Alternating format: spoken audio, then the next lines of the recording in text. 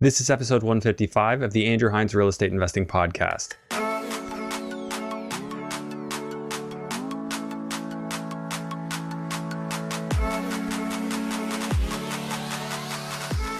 Welcome to episode 155 of the Andrew Hines Real Estate Investing Podcast. Today I have Cory Froc on the show. And Cory is an investor who started off in London, Ontario, and things didn't go that well for him. So a lot of the stories we have on the show, things just go well for people because they've been listening to fellow investors. Well, Cory got in before he knew about all these networks, before 2010, and he built up a portfolio of properties that weren't ideal. Then he scaled it down, and then he dove back in 2016 in the St. Catharines market, which is also pretty rare for this show, doing duplex conversions. Most people want to avoid that market because it's quite difficult to work in, but Cory has found a way. He comes on the show, he shares his stories, he shares numbers, and he even talks about a very exciting project that I thought was just so cool. It's a development that is going to happen in the backyard of one of the properties he purchased. He bought a fourplex that's commercial. He's converting it into residential. And then he's working on a plan to do 16 stacked townhouses in the backyard. So this is the ideal type of development that I've talked about many times on this show, where your project works whether or not you get approved for the development. And that's the best way to hedge your risk as far as I can see it. Of course, I'm not the expert, but that is the way that I look at it. And when I'm looking for properties, I always like to find a little bit of extra land because you never know what might happen down the road, what might be available, what might be allowed. Intensification is a thing. It's very common in cities. So even if your zoning isn't matching up right now, it doesn't mean that the city isn't going to make a change in the future that might allow you to do that project and to add those units, and could be very profitable. So that was a really great chat for this episode, and I'm confident you're going to enjoy it too. Just before we jump into the episode, if you could kindly take a moment, rate and review this podcast on Apple Podcast. If you're watching on YouTube, hit the like, subscribe, and notification bell just to help more people find the show. And if you're new to the show or new to real estate investing in general, I highly recommend going right back to episode 1. As I've mentioned many times on this show, episodes 1 through 20 are very foundational. We go over the basics a lot. And then we, of course, keep going into the numbers all the way through. So the guests have been amazing, and I've heard so much positive feedback of people who have done this and gone right back to the beginning. It really does change the way you think about real estate when you hear all these amazing guests talk about their stories. So without further ado, let's go ahead and jump into episode 155 with Cory Froc. Hello and welcome to the Andrew Hines Real Estate Investing Podcast. I have Cory Froc with me here today. I don't even know what we're going to talk about, but we're going to find out. Awesome. Thanks for having me. Yeah, thanks for doing this. Cory, why don't you just give me the crash course on what you're all about in the investing world? Yeah, no problem at all. So I actually started out investing in real estate quite a number of years ago. I started out in 2006 and had bought my first investment property then. I started out in the London, Ontario market and really did it without much education on the subject. I had read a few books, American books, on how to invest in real estate, and was just coming off a divorce. And I realized really quickly that even with the corporate job I had, which I was doing pretty well at, that when you add up all the finances at the end of it, I was pretty much at a break-even point. So I needed to do something to get ahead of the game a little bit. So started doing some research into like stock market and all that kind of stuff, and decided on real estate was the way to go, and jumped into the market pretty heavily. So between 2006 and 2009, I bought 9 different properties. I think I had 22 doors, and it went well for a couple of years, and was growing my portfolio. It was cash flowing quite nicely. And then the market shifted pretty harshly. And by 2009, it was going okay. By 2012, it was in complete disarray. And I was, I'll say, very close to actually like bankruptcy. All the properties were just bleeding money. And what happened? Yeah, help me understand what happened, because I mean, I didn't own property back before the correction in 2008, but I also didn't really think it had that big of an impact. Like, so I mean, you can give me that perspective, because I haven't really talked much about that. Absolutely, and I think if you had the right tools and education, you could have made it through. And I didn't. I stepped into the market. I really had a lack of a plan. I didn't have the education. I was putting, 5% down on these properties. On paper, they would cash flow very nicely. They were in probably the worst areas of London. You can imagine like EOA areas of London, which is okay if you can manage it properly, but I wasn't equipped to manage it properly. So you were into stuff that was kind of beaten up and run down to begin with. Yeah, I was really doing the BRRRR strategy before I knew what the BRRRR strategy was. I was buying like distressed homes. I was putting, $30,000, $40,000, $50,000 into them. I was refinancing them, getting my money back out. So I was doing like all okay. These are the 2006 to 2009 eras. And then, what was happening though is, if you buy the house next to the crack house and fix it up, you're still not getting good tenants. And again, I'll lean back to the support systems and the education that I did not have. So, is there ways to manage through that? Yes, there is. You can see people doing it now. You see how it's managed. I didn't have that back then. So I was dealing with, at one point in time, probably close to a 50% vacancy rate. Wow. Yeah, it was on so 22 property. You didn't really know how to position these to get the renters you needed to keep the cash flow going. Is that a good summary so far? Yeah, and it is a good summary. And now I don't really blame them particularly. I blame myself. I had very poor property management as well. I had somebody that was just putting people in, getting the units listed, putting people in. There was turnover pretty much every quarter. I know I wrote some stats down that in 2009 with my property portfolio, after all expenses, so after I serviced all the expenses, I made like $85,000. By 2010, that number went down to about $60,000. And 2011, I took home $40,000. That's before debt. So that's before the mortgages that I had to pay. So it was in a complete free fall.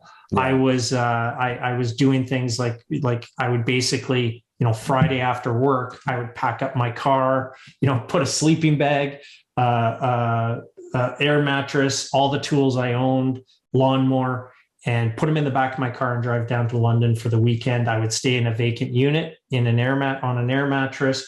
I would mow all the lawns. I would clean up an empty unit. I would do all the repairs I could, paint if I could, just anything I could do to keep afloat and, save that $100,000, $200,000, $500,000 I could for that weekend, because I literally didn't have the money.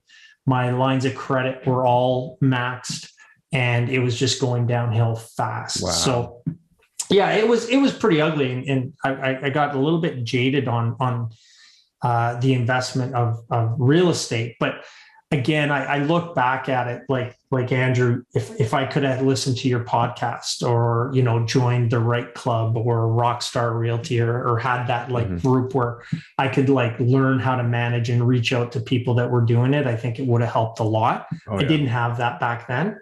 What I ended up doing was selling the majority of my portfolio. I went from the 9 properties down to 2 properties, which I still have today. So, and I ended up letting go of my property management company. So I ended up managing those properties myself and still do today. The 2 in London I do today. I don't manage the rest of my portfolio just because I've had now tenants in London for 7, 8, 9 years ongoing. Yeah. And that was the way I could keep afloat. I'd sell a property, pay off some debt and hold on to it. And then really kind of re-strategize and solidify my portfolio before I moved on. But it was the next property I bought was 2016. After 2011, I started selling off my portfolio, and then I started kind of getting back into the market in 2016. So it took a while. It took a long time. Still in London or in other areas? No, I moved away from London. Like I said, I do own the 2 in London still, and I'm keeping those. They're great properties, cash flow, and all that kind of stuff. But I live in Vaughan. And so at the time, back in 16, 17, I bought pre-built condominiums. So where they extended the subway line in Toronto up to Vaughan. Okay.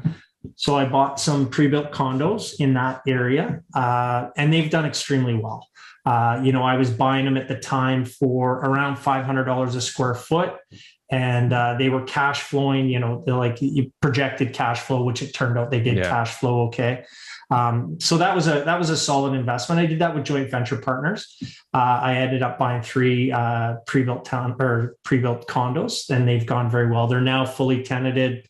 They pay for themselves. They're very good. From there, I moved on to, I really wanted to get back into the investing game at this point. Like my portfolio in London had solidified. It was doing well. Mm-hmm. I was making some money. So I really did a hard scrub of Ontario on where I was going to invest in. And I ended up in St. Catharines. So for a lot of different reasons, I ended up in St. Catharines. Like 2016 era? Is that roughly when? 2018 actually is by the time I bought my first one. Spring of 2018 is when I got into it. Okay. And from there, I've been basically purposely BRRRRing conversion projects in St. Catharines. So, really? Not a lot of people talk about that in St. Catharines because of the bylaw and how hard it is, right? It is tough. And they do take longer. I have a current example right now that I'm dealing with where I bought 2 properties, one in St. Catharines, and then a property 6 weeks later I bought in Welland, Ontario. Mm-hmm. And I submitted the permit applications for both at the same, like a week, like as soon as I took possession of it, we submitted the applications kind of thing. So I just got my Welland application approval back, and I'm still waiting for my St. Catharines one, which was submitted 6 weeks prior. So it is a frustrating process dealing with St. Catharines. That's an opportunity too, though, right? Because everybody else knows that too. Yeah, that's exactly it. That a lot of investors and a lot of contractors will avoid the St. Catharines market just because of that, because it's so difficult. It's not only the time on taking to get approvals, but there's a few regulations, bylaws that hold you back. So my last property that I did, I actually applied for a minor zoning variance because St. Catharines has that bylaw, 645 square feet max use of the basement. So when it's like the opposite of Hamilton. Hamilton, you have like a minimum of like 700. It doesn't make any sense at all. Well, I have talked to a couple of the people from the planning department and got their take on why they do this, because I was absolutely lost as to, why you would implement this or why this would be kept around. And their answer was they want these properties as like sort of temporary dwellings, like somebody like, out of university or in university before they start a family or that type of thing. They want these, they want single people living in these basement dwellings. They don't want families living in these basement dwellings, and they don't want it to be a long-term solution. They want them kind of be a stopgap for the renters. So that's their thought process on it. But when we applied for the zoning variance, it got approved. And, basically we went from 645 to 800 square feet in a basement. And we just attributed it to, the value of living in that basement. So the bedroom's slightly bigger. You have a nice closet now. You don't have to like cramp everything up. And then what I was doing in my previous ones, previous BRRRRs, is I would have a common storage area in the basement, which is primarily just a waste of space. But I would have to put that in the basement so that I wouldn't go over that 645 square feet. So. Oh, okay. I gotcha. I mean, that's always kind of cool because down the road, maybe they allow for a third unit or something. And now you got that space, you could potentially use it and make a little bachelor. Yeah, no. And the other thing is they are designed too, where I could put a door, I could replace the door. Because basically you walk down the stairs, there's a, you'll call it a door to the right, which goes into a common storage area, and then a door into the suite. You can remove the door into the suite, put that door into the common storage area, and it's an extra bedroom, right? So as long as you have a window, which I do in all those storage rooms, if they ever do change that, or I, apply for a minor zoning variance, I might be able to switch it into an extra bedroom downstairs, or like you said, a bachelor studio suite. Yeah. I have that in one of my properties in London, like that. It looks like in the future I could turn it into a unit. So right now it'll just sit there kind of as unfinished space. It would be a small unit, but it's nice to know it's there, and it has like a separate access to outside from the basement and everything. So that's perfect. What I did want to just not graze over is the whole opportunity in the challenge thing. And that's where, like, I've certainly seen that as being a huge thing, like where everybody else doesn't want to deal with something. Now all of a sudden you have so many less people looking for opportunities in that area. There you could find your best deal ever, but you got to have those conversations with the city officials and kind of, once you learn, see, that's the thing. If you just invest the time to learn how to deal with that municipality when no one else wants to, people still live there. So you just got less competition. Yeah, you're absolutely right. And I think as long as you budget for it as well, Yeah. It's going to take a little bit longer time. Yeah. And, the last couple BRRRRs I did, now I was dealing with COVID shutdowns. So it's not a realistic timeline, but they did take me almost 10 months. And I would say 2 of those 10 months or even potentially 3 of those 10 months were directly COVID related. Like we literally got shut down during the lockdown there. Okay. They wouldn't let you continue construction? Correct, because the permits weren't approved by the time they went into the lockdown. So we had to vacate the property. And then getting the permits approval, getting a building inspector out, all that kind of thing was very much delayed due to the COVID. There was a backlog. But with that being said, I think I can turn around a duplex conversion BRRRR in Welland in probably 4 months. And you're not going to be able to do that in St. Catharines. So it's going to take you 6, possibly even 7 months in St. Catharines with everything going properly. Just due to the time, like I already said, it's 6 weeks waiting for the permit approval before we can get started. And then, all the inspections, which cause delays, that type of thing. So if you can budget that and what the city's looking for and understand their standpoint, I think it is an opportunity. There's not too many people doing legal BRRRRs or legal conversions in St. Catharines. You do see quite a bit of illegal ones, which is, unfortunate. People are just skipping that measure to get the properties done, right? So. Yeah, I mean, depending on which city you look at, you'll find more and more or less. Like, depends on how easy or hard they make it. Like in Welland, there's not a whole lot of reason not to do it legally. But in St. Catharines, that's unfortunate that the government's sort of giving people a reason to do it illegally. That's my train of thought too. It is unfortunate, and it's also chasing away investment dollars. Like they need infrastructure, they need to infill some of their development, and they're pushing people to other municipalities just because of the time it takes. But like I said, I now have I think it's 7 or 8 properties. Duplex conversion properties in St. Catharines, and they're beautiful places. Like, I'm in the north side of St. Catharines. They're great tenants. It's a nice area to have investment. Oh, nice. The rents are nice. So do you want to tell me about like a recent one? Maybe run through some numbers, like what you got for sure. So I mean, it's the last couple of years, as you know, as good as anybody, is not really a realistic point of view. So I don't have these numbers as like an expectation. I do most of my conversions are with joint venture partners. Okay. So I've kind of presented, in the past, a proposal of you're going to need X amount of money down, X amount of money for the conversion renovation, and then we're going to refinance, 6 to 10 months later, and you're going to get X amount of money back. And so going into the projects, I basically say, my goal is to get you the renovation money back, your carrying cost back, plus X, plus a small amount. Over the last few years, I've been able to do perfect BRRRRs, if you will. Right. I don't expect that to come. So we could take a look at one. If we want, we can go. I did a property on Harcove in northern St. Catharines. Okay. I bought that property for $420,000. How long ago was this? It would have been in the fall of 2019. Okay, so before all the madness. It was before all the madness. Yeah, it was funny at that point in time. I would have my realtor send me listings. He'd send me a list of, let's say, 10 or 15 bungalows, all within the same price point. I would go down and look at them and basically pick the one I wanted. I'd be haggling over a couple $1,000s. Don't get that anymore. Yeah, things have changed. Okay, so what did you get into for a reno to convert that one? Like how much money? That one cost me about $150,000. Okay. So I had to redo the top floor. I redid the kitchen, the floors, painted, redid the bathroom, and then built a 2-bedroom suite in the basement. Okay. That's not bad at all. And so 150, did that cover your carrying costs as well? I put 160 with renos and carrying costs. Okay. So we'll do 10 for carrying. Okay. So you're in for about 580 on that one.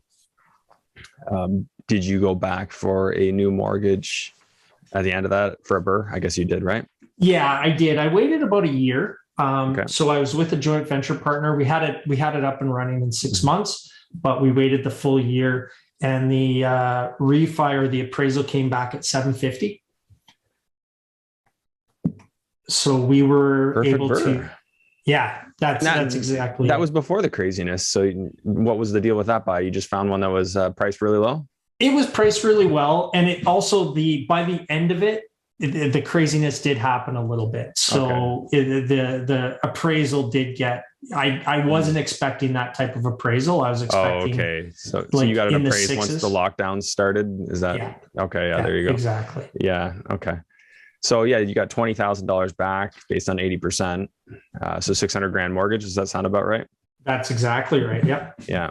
Okay. And what's that one rented for? I rent the top floor for $1,900 and the basement for $1,500. Okay. So 3,400 on the house. And what would taxes be there for property tax? Taxes are about $300 a month.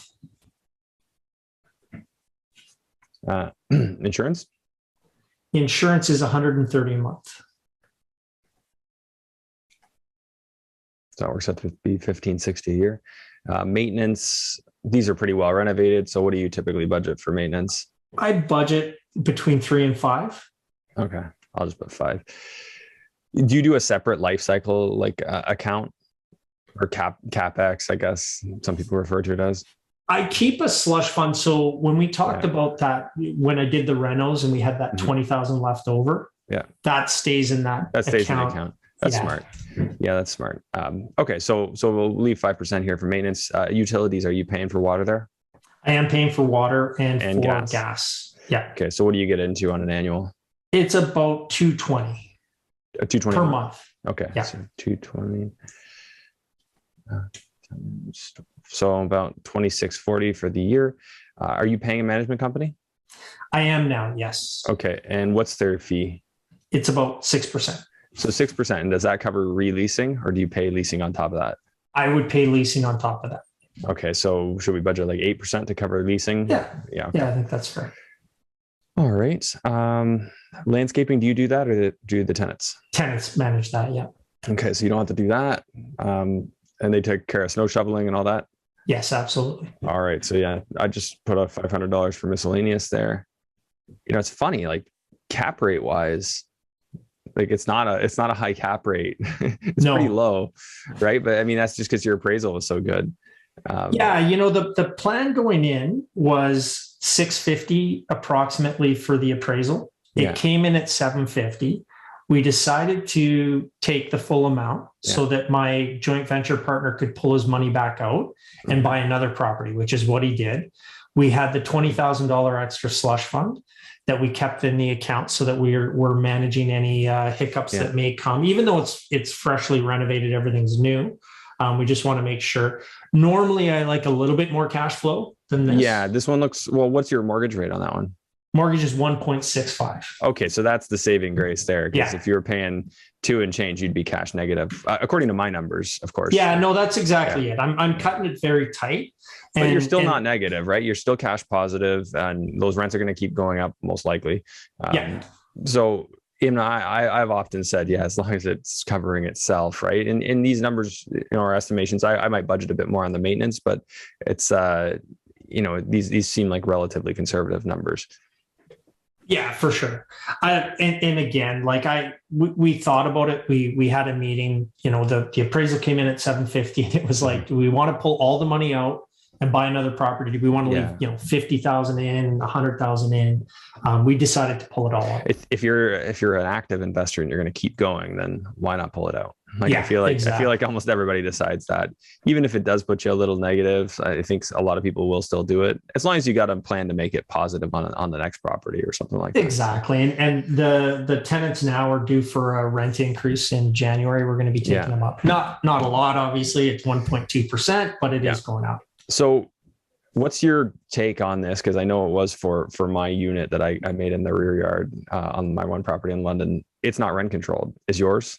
Like, would your secondary unit be rent controlled? The secondary unit would not be rent controlled. So I So can you can do whatever take the you want. basement unit up. Yeah, for sure. What's your policy on that? Like, will you just match the provincial allowed, or will you just do like a $50 increase?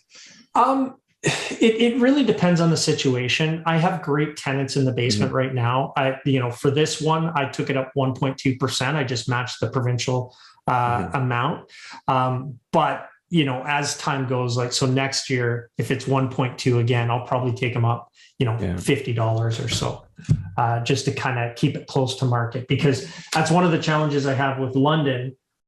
Great tenants, under market rents, right? Yeah. I've had them there for 10 years. And now they're fantastic tenants, but you don't want to get rid of them, I know, but yeah, it's tough. I had a tough conversation with them this year, and we ended up taking them up a little bit more than the 1.2, but it's still nowhere near market value. So yeah, I'm okay giving them increases myself. Yeah. Yeah, I know what you're saying though. If you got good ones, like I have a house that has, a family living in it, and I never hear from them. Like it's perfect. Yeah. And these guys, they do everything, right? Like I drive by the property and the landscaping is beautiful, much more beautiful than if I would have paid somebody to take care of it. So they do a great job. I'm very happy with them. That's the difference when you get those, as Sarah Larby says she doesn't want them, but like the ones that want to be lifers. And I don't mean to get them, but I've had them, and some of them really take good care of the property because they want to stay. Absolutely. Well, they see it as home. That's exactly it. And that's one of the challenges I have with my tenants in London. So I had tenants move into those properties when my portfolio was in trouble. And, they solidified the property, they held it, they managed it, there's no property management expenses. They keep the yard good, they keep the house good, but they're paying quite a bit under market. And what do you do with that? I take them up 1.2, but it's tough, after 9 years, they're like, you're paying 60% of what market value is. Yeah. So it's a tough situation. Well, you can't even if you're doing the government allowed increases, you could barely keep up with inflation. You're definitely certainly not now, but in the past, even if you weren't keeping up with the market increases in rent. Exactly. It depends on when, I guess, because there was that little time frame in London, and you'll relate, between say 2011 and 2016, where property values just didn't change pretty much. They did not. They basically just stayed exactly the same. I just thought, I was looking at all the people in Toronto. I'm like, wow, I was the dummy who invested in London. And then finally everything explodes. I'm like, okay, there you go. Yeah, no, exactly. Trust me, I was doing the same. Yeah. I'm like, damn, I wish I had invested in a market that got appreciation. Yeah. Time seems to fix that, at least in our market anyway. Yeah, exactly. Okay, so you're doing these in St. Catharines. You were going to say something. Go ahead. Yeah, and then in lately, over the last couple of years, I've been doing a little bit more. So 3 in the last 2 years, three properties each over the last couple of years, and then scaling that. So the latest property, or I shouldn't say the latest, because I actually bought a conversion in Welland just recently. But prior to that, I bought basically a mixed use commercial property downtown St. Catharines. So that's a little bit different from what I'm used to. And that really stemmed from going into a bungalow in St. Catharines, seeing 50 business cards on the table. They would put it on the market on a Thursday or Friday, hold offers on a Monday, and then you're dealing with like 30, 40 offers. So I was struggling to find properties that fit, that I could win on an offer sheet. So I kind of changed my tune, changed the way I was looking at it. And with the whole COVID situation, what I kind of figured out, there was a lot of office space, where you have lawyers, accountants, that type of profession, where they don't need an office space anymore. And that's what I found. I found one downtown St. Catharines. I actually found several and tried to buy a few, but I found an accountant's office, a great building right in the downtown core, 3-story building. He had, 17 full-time employees there that through COVID, he realized he didn't need them at the office anymore and that they can work from home. So he put up the building for sale. It was mixed use zoning. And what I'm currently in the process of doing is converting that into a fourplex. So taking that mixed use and putting it into a fourplex. You can do that? Like, are you saying keeping it mixed use or all residential? Well, so we're dealing with the city on that. We're going to do so it'll be the second and third floor is going to be a 2-bedroom plus a loft unit. Okay. The main floor, we were going to do a 1-bedroom and a studio apartment and use them as Airbnbs or short-term rentals. Okay. And then we're going to develop the basement as a 2-bedroom unit.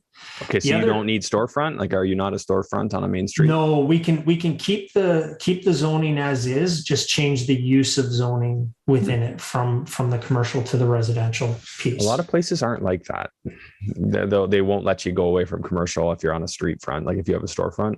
Yeah, and it wasn't a storefront. I mean, it was an accountant's office with, So it was an office with street access. Yes, absolutely. And we did talk to the city prior to both purchasing and post. The key part of this property, though, is really it's on a 250-foot deep lot right downtown. So it's 40 feet wide by 250 feet deep. It's a solid lot. Yeah. So the intention is we're gonna basically convert the front property and BRRRR it, and then work on developing the back. So we would like to put, kind of row townhouses in the back there and then develop that property. Really? You think that that's going to fly? City's totally for it. City's the one, like we met with them a couple of times and we've hired a planning consultant to kind of walk us through. So the city has, it's not in final approval yet, but they're saying anywhere from 9 to 16 units in the back. Like stacked towns or something? Yeah, exactly. And how you said 9 to 16? 9 to 16 is what the city said. It's not within our plans. Like we're not quite there yet. Like I said, we've hired a planning consultant. And I've partnered with my contractor on this deal. So Property Pathways, who designs and develops these types of properties. So we are looking at different aspects, but really the goal is we've got a little bit of money into the front with the deposit and everything. It's going to cost about $225 to $250 to redo or BRRRR that property. Then we're looking at refinancing it and getting our money back out and using that money to then develop the back. Okay, so let's just conceptualize what your process would look like. So you're going to finish your BRRRR on the existing building and then work on the actual development of the rear. You've got a 40-foot wide, so I'm assuming you're going to put a driveway down one side and then you're going to have all the units on the other side. Exactly. Yeah. Your unit depth couldn't be more than 20 feet? Yeah, it's about 20 feet. So conceptual drawings is basically, it'll be a 3-level, no basement townhouse. So you'll have like a covered parking and then you enter into the side and then go right up the stairs into the main living area. And then the bedrooms will be on the 3rd floor. And you've got commercial on either side, so they're not going to complain, or mixed use on the other side. So, because I would see opposition from neighbors if they, look, now these people are looking into our backyard. Yeah. Shadow study. Yeah. You're going to cast a shadow on their backyard. It's interesting. Before I ever got into trying to develop stuff, it never even occurred to me that you would ever do a study, like to study traffic, sound, shadows, like all this stuff. But well, I got a hard education very fast because part of the building permit process was an environmental inspection. And even though our property came clear, there was another property across the street that had contaminated soil in it. So then they asked, they needed a phase 2 environmental, which includes boring the holes and doing that type of testing. So that kind of caught me off guard. Have you already done this? You did this on this property already? We've now done it. Yeah. We haven't actually got the phase two results back yet. So the whole, I mean, getting into the development piece was obviously a big leap, and it's an education. We're learning as we go. We're trying to get as much information as we can. The saving grace or the safety net, if you will, is the property itself. And if the property is a fourplex and we BRRRR it and we get our money out, and I've done the finances on that, I think we'll be fine to do almost a perfect BRRRR on that property. And the development doesn't work, we're okay. Like we will, hold the property and then move it. But if That's we a perfect can scenario. develop it, yeah, it's a perfect scenario. That's exactly what I constantly say. Try and find property that has extra land. You never know what you might be able to do with it. that's exactly it. And I thought this was a great opportunity to learn, right? Because you have a property that's going to cash flow, even on a perfect BRRRR, the property will cash flow significantly more than a duplex conversion. Yeah. This is, for people thinking about getting into development, this is, in my mind, the way to start it. A low risk attempt where you get to get your feet wet. What the property makes can cover the development attempt, so you don't have to feel like terrible about it if it doesn't work out. That's exactly it. And that would be incredible if you got 16 back there. And then would you just condo it and sell it, or would you keep it all as a rental?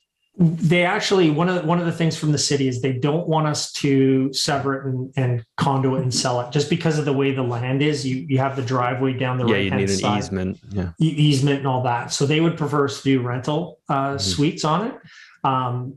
This would be prime area of St. Catharines to rent. So I'd be very confident renting those out. Be pretty life-changing level of successful investment to have that one work out. Yeah, you're 100% right. And that's our thought process, is that this is a bit of a game changer if we can get this done. And again, it's very little risk. There's a lot of learning. There's been a lot of frustrating nights, like when it came back and the phase one environmental came back with, your property's clean, but the property next door was contaminated. Now you have to go into a phase two environmental. I was like, are you kidding me? So you've done the boreholes. We've done the boreholes. So you're We've hired an engineer. 20 grand into that inspection. Yeah, I think it's a little bit less, but just under that number. And so we get our phase two back. We're probably going to get it back this week or next week. And if they find stuff, then you go to phase three, which will involve some remediation, right? Yeah, exactly. And we'll wait to see. We've had lots of discussions about this. We're going to wait to see what the results come back with. And if it does go into remediation, we may not develop it, or we may hold it for a few years to let the funds build up in it before we go further. Yeah, because then you need to get an opinion on what it would cost to remediate. But sometimes I think that people who don't know blow it out of proportion to what it actually will cost. Like if you get an expert that does it all the time, they might be able to tell you it's not as bad as it looks, or something. That's, one of the biggest learning curves I had was hiring a consultant. Yeah. And when we first went into this, I wasn't hiring a consultant. We were going to BRRRR the property, and we kind of got caught up in the zoning issues and then the environmental with the city. And, at one point I was pretty frustrated. I was looking at just flipping the property. I was like, let's just put like a nice coat of paint on it. We'll sand the floors down in this building and redo the floors, and let's just move it. We might break even. We might make a little bit of money, but let's just get out of this. And then I met with a planning consultant who kind of talked me off the ledge a little bit and, kind of walked me through the process. So definitely a big change for me was hiring that consultant who has been through this before. Yeah, I love working with professionals. A lot of what I've been able to do on these townhouses and stuff has given me an opportunity to work with these professionals at a fairly high level and kind of just get that experience from that end. So not that I've done it at this level for myself, but so with this property, your zoning worked. You were able to do all this compliant with zoning? Yeah, absolutely. And that was one of the questions we had with the city. Like, did we want to, in BRRRRing the property or converting the property up front, do we want to change the zoning so that we can develop in the back? And we haven't had our pre-consultation meeting with them yet, but they've said basically like, no, you have the proper zoning. This zoning you have allows for the development in the back. Well, that's one heck of a good find. Yeah, it was. Zoning's already there. So it's really just design the building, go in for permit, pay the fees, and then start. I mean, of course, you're going to have to do all your drainage and everything. Like they're going to want a site plan approval. So it's not as simple as that, because in the site plan, they could ask you for anything. Like they Yeah, could ask absolutely. do like 10 different studies, pay it, pay $200,000 in studies just so that you can get an okay. That's the part I don't like. It just depends on the city. So I'm surprised you already did the actual environmental without doing the pre-con, because they might actually tell you other things that might have swayed your decision. Or did you not feel like that was going to happen based on your conversations with them? We actually needed the environmental to do the rebuild of the front. So to gotcha. Change it to the fourplex, we needed to do an environmental on that. Gotcha. So you already had to do that. Okay. Yeah, absolutely. Well, I hope they take it easy on you. But I mean, after you do that pre-consultation, you're going to probably know, then this is going from my own experience, like everything they're going to want. And, something they might surprise you. Not to say they won't surprise you with something, but hopefully they just tell you the full list and don't change their minds. Exactly. Yeah. We're looking at getting the pre-consultation early in the new year. Yeah. I got to that point. I did my pre-consultation, did all the things that they asked for on this project way back in London in 2013. And then they're like, oh, we did our neighborhood character study, and we want you to have a front veranda. I'm like, well, I don't have room for it. I won't comply with zoning. They're like, yeah, just take it out of the space of the building. I'm like, but then my entire layout doesn't work. Like, I need every inch I got. It's like, well, we don't know what to tell you. So I'm talking to an urban planner, and she tells me that, well, they can't force you to do it. It's all like voluntary. They can't actually force you to do it. She's like, let me take care of this. And then so she starts going to bat for me. And then before you know it, that all came to a halt, because the neighbors got all up in arms, and they petitioned city councilors and got an interim control bylaw passed to stop me from building, and stop actually a few other people in the neighborhood that were going to do the same thing. But anyways, I just bring that up because it's funny how things can be going one way and then go another real quick. So it's so nice when you've got a property that it works either way. So whatever happens. Go find 10 more of these, and you're going to be successful more than not. It's just those few that aren't. You just want to be ready for that.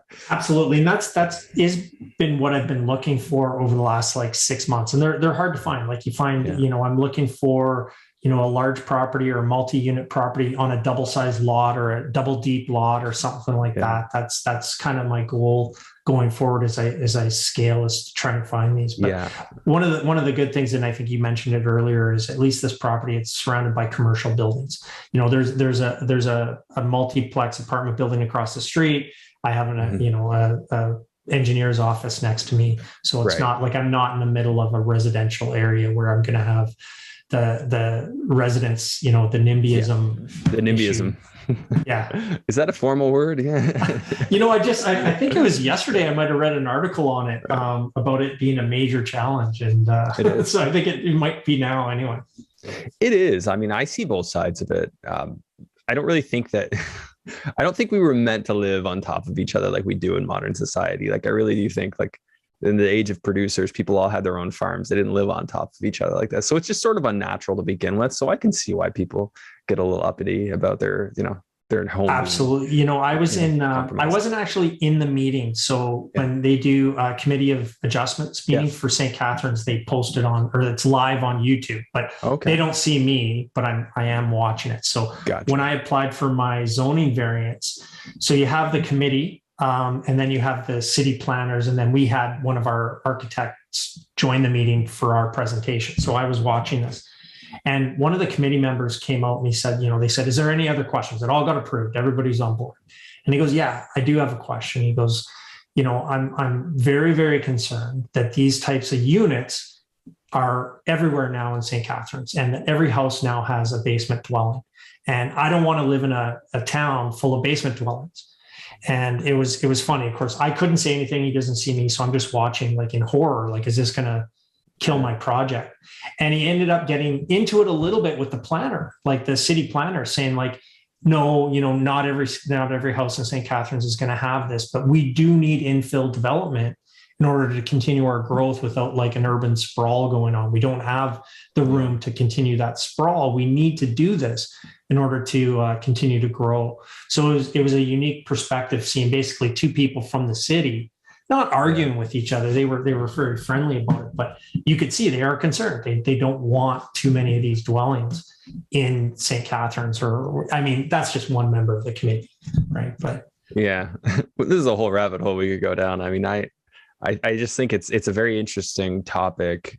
But I mean, now as I get older, I just want to go out to the country and live on a farm. I don't want to live on top of people. No kidding. I think it would have been okay being a farmer. I think that would have worked. Yeah, just tinkering. I like to tinker, have a little shop. Yeah, absolutely. Absolutely. Well, I used to personally love going down and kind of working on my properties myself and just keeping myself busy that way. But when you grow your portfolio, I just can't anymore. It's just too much. Right. Yeah. And I resonate with that. I loved actually working in the properties. I mean, there was the stresses that came with it because it was like you're under the gun, you got to get done. But I mean, it also felt invigorating, it made me feel a little bit alive. Absolutely. Minus the sleeping in my car part. Or sleeping in the houses, dirty unit was not enjoyable either. No, definitely not. So you still living in Vaughan? Yeah, I'm up in Vaughan. Most of my investment, my whole portfolio or focus of portfolio is in the Niagara region though. So how did you go about building this team you have in St. Catharines? How did that process look? Yeah, I was a member of Rockstar Real Estate, which is a educational, support system. And part of that is they provide a coach, which is really a realtor with experience in the investment game. Right. And so I was working with my realtor and we, we're looking, I did a lot of research in Barrie, Kitchener, Waterloo. I was in Oshawa trying to find the right area to go to invest in. And he's actually from St. Catharines. So he lived in St. Catharines, which is very influential. And he knew it. He's like, look, I don't want to push you to this town, but you should really look at this town. And so with him there, I got introduction to several contractors and property management groups and stuff like that. So that was the beginning of it. And then just over the last 5 years, obviously I've developed that team significantly. Right. And I'm a big proponent of education and I'm a member of Rockstar. I'm a big fan of the Right Club and joined their group. I'm also part of Corey McKinnon's coaching program. So I'm doing this, and with each one of those, you get a lot of contacts. So you build up your team further from each one of those for sure. I didn't know you were doing that with Corey. That's cool. I just saw him yesterday. Oh, did you really? Yeah, it was, I'm very excited about how it's going and working with Corey. Mm-hmm. I've been investing for a long time. So I started with Corey about 3 months ago. I spent a ton of time trying to find, because obviously I may not be the best, but I'm not an entry-level investor, right? So I needed to find somebody that's not 2 years into the game teaching people how to buy their first house or duplex their first house. It's really trying to find somebody like Corey, who was the perfect catch or perfect find for me, that can, teach you more about mindset and how to scale your business and take it to the next level. I think that's the key. Being humble enough to know that none of us are ever done learning, and somebody can always give us a good kick in the ass. That's Absolutely. At the end of the day. I think that he'd definitely be a good guy to do that. So that's awesome. Yeah. And going in, I knew there'd be aspects of my portfolio that he would identify, right? Hey, your rents in London aren't to market. That's an obvious one. How do you get your rents up? What are you going to do to clean up your portfolio? But it's kind of that next level, and how do you scale your business and take it to the next level that I'm really excited about. And having that, I'm enjoying it. I kind of built out a plan with Corey, and now we're trying to execute on it, and it's a lot of fun. That's very, very cool. Well, I mean, I'll definitely be interested in hearing as you do more of the stuff, especially if you get into these kind of development projects. That's super interesting. Definitely want to see you succeed with that one and do a few more. Nice. Cool. That's awesome. Well, there was one other thing I was going to ask you, just kind of more of a technical aspect, your joint venture agreements. When you typically get into those, are you just having a lawyer in the area do that for you? You have one that you've been working with in your team for a while? Yeah, I basically had a joint venture contract drawn up years ago, and I use the same contract that gets revised every time. I do have a lawyer I work with, but they work off that base template and just keep tweaking it. Exactly. So I've even done joint ventures where I bring multiple partners in. So each partner brings in X amount of dollars and they own X amount percent of the deal. So it's all based off that same joint venture contract. I'm pretty standard when it comes to it. I know a lot of people do it a lot of different methods. I'm 50-50. They put up the money, they put the mortgage in their name, and then I'm the managing partner. So I take care of absolutely everything after that point. Okay. So yeah, that's the typical structure. Yeah, absolutely. Okay. Yeah, I just wanted to bring that point up because I think a lot of people think they just need to get their hands on a contract. I think it's easier to actually go with the contract that the lawyer that knows how to do this uses. Like if they have their base template, they know everything in that template. So it makes more sense to use their template. And it is an extensive template. Like it's a lot of pages. It's very in depth. And it covers. Now, the one thing I will say, I've been doing joint ventures, since 2007, 2008, and I've had some very unique situations. I literally had a joint venture partner of mine pass away.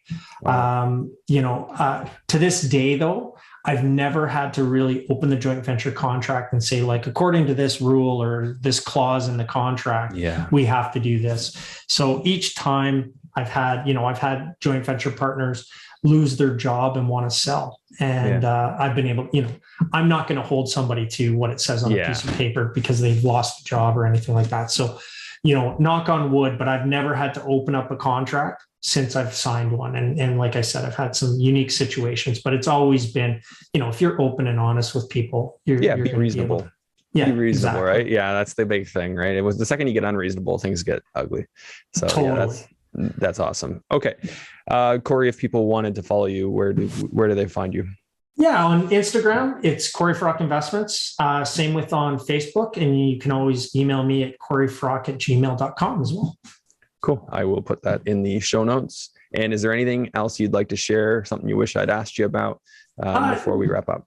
Not necessarily. You know what, Andrew? I do want to thank you. One of the things we talked about on the show was the struggles I had when I started. And to be honest, like the thought of being able to listen to the podcast that you had and reach out to, somebody like yourself and some of the guests that you had and walking through the numbers, I think you bring a very unique aspect to the podcast.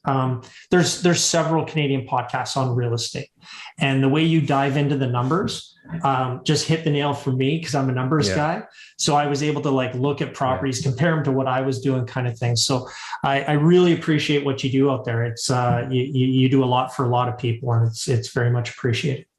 Thanks, Cory. I really appreciate the kind words, and I'm glad it's been able to help. No problem. Okay. Thanks again. All right. Thanks, Andrew. Thanks for tuning in to today's episode. Please make sure to share this episode far and wide. Help it help more people. I really appreciate you tuning in. I'll see you on the next one.